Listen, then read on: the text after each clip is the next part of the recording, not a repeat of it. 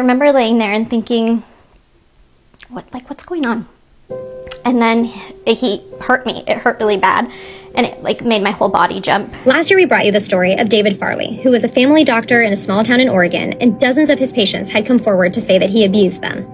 Now more than 160 of his former patients say that they suffered abuse while in his care, and many of them sat down with us and shared their stories. I saw him over 40 times from the age of 15 to 18.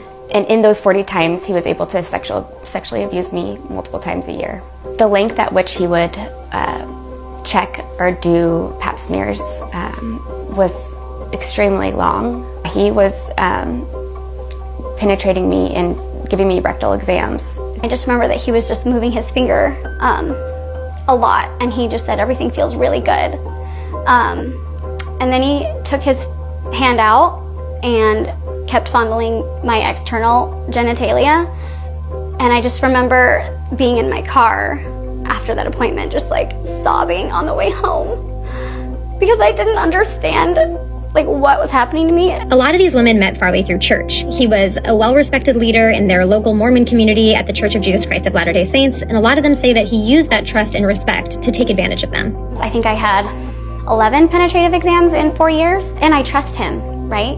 He's an ecclesiastical leader at church, layer of trust. He's a physician, layer of trust. Through his attorney, Farley has consistently declined to comment on the allegations against him. Back when we talked to these women, Farley wasn't facing any criminal charges. The medical board had stripped his license, so he couldn't be a doctor anymore, but a grand jury had declined to indict. So the women were pursuing a civil case against him, but they blamed local investigators for botching the investigation that could have put him in jail.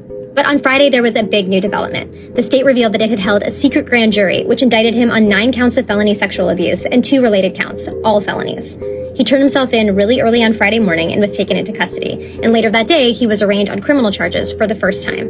Farley pleaded not guilty to all counts, and a judge set bail at $500,000. If he posts bail, he's free to go home to Utah. He agreed that he would come back to court in Oregon when he's required to be there. It was a big turning point for these women who have been fighting for justice for more than 5 years. One of them, who was speaking anonymously because of the ongoing legal proceedings, told us, "The relief that ran through my body is indescribable. Just to know that finally something is being done brings peace in my life." Farley's trial is supposed to start in December. We'll be following it, and we'll bring you the latest updates.